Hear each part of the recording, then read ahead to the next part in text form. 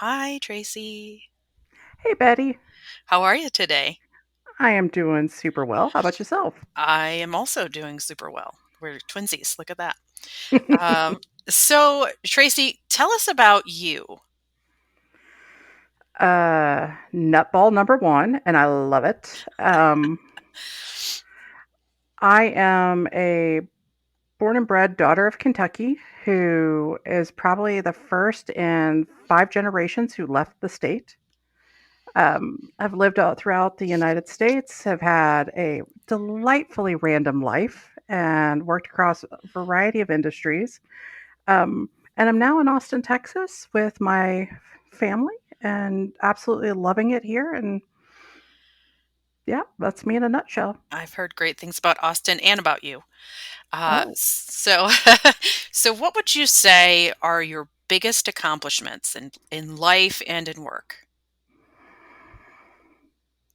I thought about this one, and this one was a really hard one to go back because I don't really keep a highlight reel for myself. I'm used to Hmm. looking at others. Hmm. Um, But I really am proud of working in L&D in many industries. I think that is a big accomplishment because so many people stay within an industry. I've done commercial aviation, insurance, state government, retail, and now tech. And Wow. they all think they're unique, but they're not. Mm-mm. They all have the same core learning problems. And bringing that lens and that commonality to it all has been such a great accomplishment because I think it allows me to focus on the actual problem and the behavior, not the industry and why it's special and how we should do something special. Hmm. Yeah, that's pretty cool. So let me take that last question. I'm gonna kind of turn it on its side a little bit. Mhm. What would others say about you? And what would they say are your biggest accomplishments? You know, I hear the phrase "she's a hoot" a lot. Um, a walking encyclopedia because Mm. I do collect random knowledge and retain it like no other. Um, And just for those who are younger that are listening, an encyclopedia is what we used to look at before we had Google. It was actually like a collection of books that had all the important facts in it. Okay, I'm Dang sorry. it, Betty. You were saying. Exactly. A good resource, a good person to spitball crazy ideas with. As for biggest accomplishments, um, the one that I have heard reflected back to me is amazement of my ability to juggle so much and to appear so well balanced with it, Hmm. which I take as a big compliment because Yeah. if I can MacGyver my life and people think it's all put together up front, then I'm doing much better than I thought. Yeah. MacGyver. Excellent reference. Um, Anything else? Any other accomplishments? Anything else that you're super proud of? Um, My family, obviously. Uh-huh. I am a mom to two amazing tween girls. Professionally, I really am proud of the work I've done with ATD, the Association for Talent Development. Hmm. I've been a local chapter leader. I've been a national advisor for chapters. Um, got to dip my hand in with the new capabilities model that Nice. got put out. Hmm. I and because of it, I'm really loving the path that they went. I actually just got my CPTD last year because I feel really invested with the work that we did and where we moved it through. But yeah, I think my proudest professional accomplishment is how much I have given to my industry and supported it and cheerleading for it Hmm. because what we do is important and I want people to recognize that. Yeah. I agree with you on both counts. So then, what has been your experience with imposter syndrome? Oh my gosh. It hit early for me. The first time, like I can look back and go, oh, that was imposter syndrome. It was my junior year in high school. Hmm. I was in US history AP class Did great. I love history. Absolutely, I love history. Though I'm in L&D and learning tech, I'd probably go back and get my master's in history just because I'm like, if I'm going to pay for it, I'm going to love it. Yes. Um, Good but I was point. taking the I was taking the AP US history class, and I didn't want to take the exam. I didn't think I was smart enough, and I didn't want to waste my mom and dad's money Mm, because I was like, I'd be throwing it away, and that's just not. We don't have the money to throw away on me. Um, And a few weeks later, word had gotten around to my teacher. I guess he had been monitoring like who had signed up and whatnot that teachers do. uh-huh. And he came up to me and was like, "If you're worried about the cost, I will pay for it Uh-huh. because I know that you're going to get a 3 or higher." And I was like, "No, I'm not. I'm not that smart." And he's like, "I don't know who you've been listening to, but you're taking the test." And Uh-huh. I I did extremely well.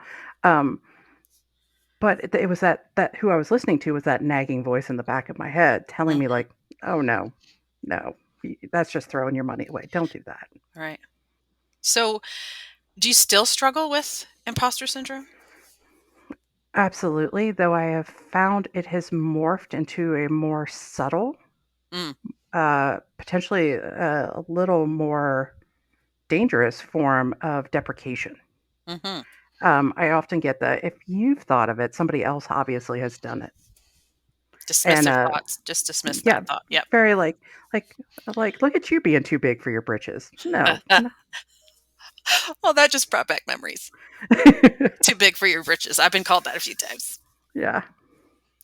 So when you're having sort of an episode, for lack of better Mhm. terminology, of imposter syndrome, what does it feel like? What are the thoughts that you have? I mean, are there physical reactions to sort of describe for us what you go through?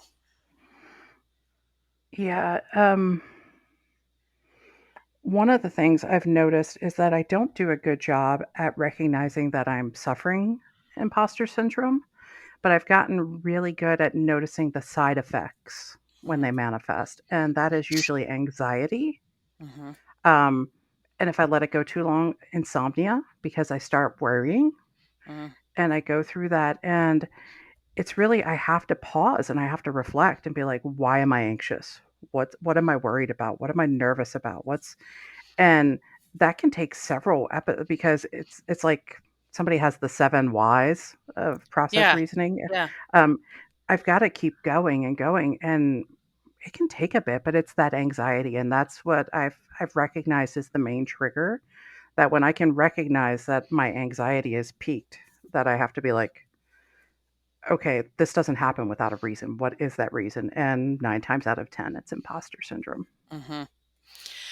So, do you have, like, recurring thoughts or, um, like, what are you thinking when that's happening? It's usually, a lot of self-deprecating, um, that,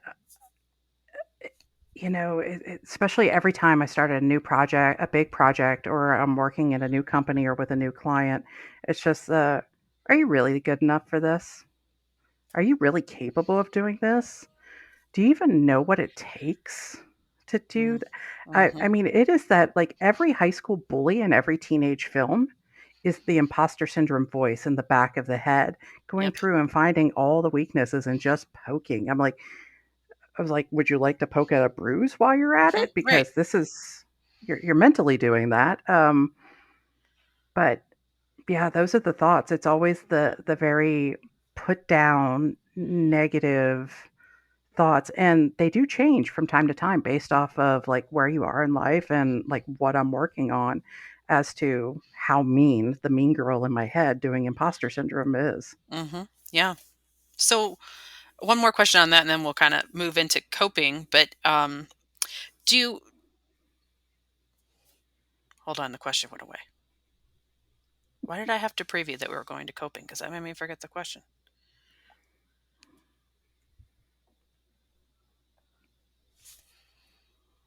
It must not matter. I'm gonna have to edit this part out because I look like an interviewer that's not prepared, and I'm thinking about everything except what question I was gonna ask you. Anyways, coming back. Oh, you mentioned insomnia. Any other physical Hmm. reactions that you seem to have that you can recall? I eat my emotions no matter what. So whether I'm happy or sad, Girl, I will celebrate with a snack. absolutely. Um, and that one I've just that is a whole different That's a different podcast. mental health podcast discussion, but it can happen with it just because. Yep. Yep. I get that. So when this happens, when you have this moment or episode of imposter syndrome, how do you cope? Do you have any techniques that you put into practice, or what do you do that makes it better? If I can recognize what's going on early, like I catch the anxiety early, I kind of run through a checklist in my head and I phrase it of, do I know how to do X, not can I? Because the Mhm. voice is telling me I can't. And Mhm. I don't want to get in an argument with a deranged lunatic in my head. I want to actually like, do I know how to implement an LMS? Yes, and here's the steps. It's very checklist oriented. I love a good to do list, so that Mhm. is a very set because I could just sit there and mark them off. It's a physical representation, and I can hold it up and be like, okay, voice in my head, I have proved you wrong. Look at these 17 things I know how to do, and that's what is going on here. And then I just keep that with me until Mhm. that voice gets softer and softer and softer. Because every time it comes up, I'll be like, eh.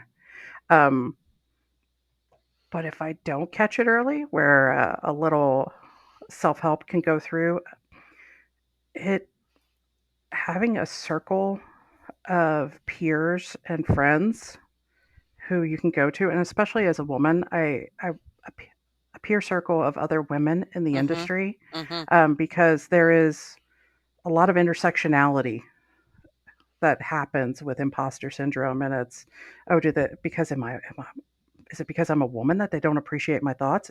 Is it that they perceive me this way? It just adds into that narrative of like, you're not good enough. Um, but being able to go in and talking through and being like, I am flipping out. I took this job and I don't know if I can do it. I brought this client on board and they're asking for more than I think I've ever done. I would not, and to have people go, well, didn't you actually do something similar when you worked with so and so? Or remember 2 clients ago when you actually had that problem and you Mhm. solved it? Or also the safe space to work out loud and go, please tell me if this idea is crazy because I want to be able to do X. But the voice in my head is telling me that that is just ridiculous and never going to fly. And and having that feedback circle, that loop that's in a safe space with people who understand and have experienced it themselves, Mhm. I find is really the keystone to uh, having mental well-being when Mhm. dealing with imposter syndrome. Yeah, it gives you some hope to cope right there.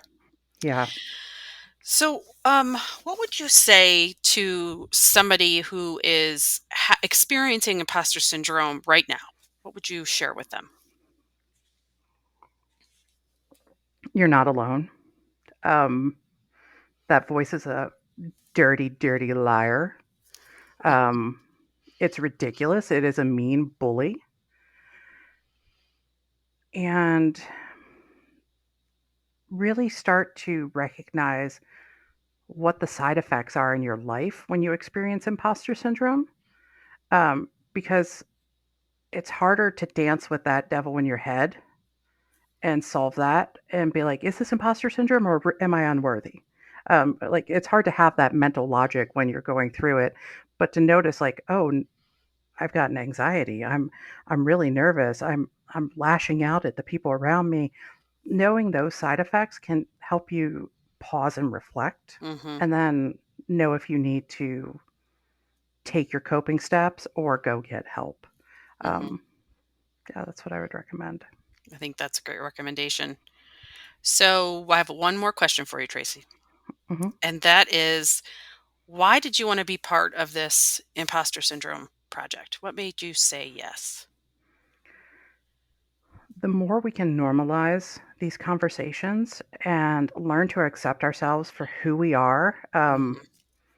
A lot of times I have purple hair, I have bright red glasses, I use colloquialisms that others may find quaint, and I cuss. That doesn't mean that I am not, and I'm going to cuss now, a badass at what Uh-huh. I do.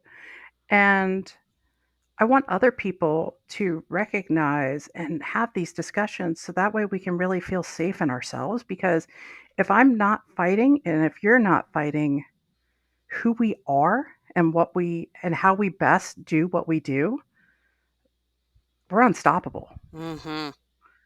And that's why I want us to have these conversations so we can start normalizing these topics and talking through them so people can experience it and get over it as quick as possible so we can move on being our best selves. Mhm. Well, we so appreciate you being part of this project and sharing your stories and being vulnerable. I know that there will be folks out there that relate to what you have to say. So thank you, Tracie. Thank you, Betty, for having me. If you like this series and you want to show support, go to buymeacoffee.com/ifyouaskbetty to learn more about how you can support this and future If You Ask Betty projects.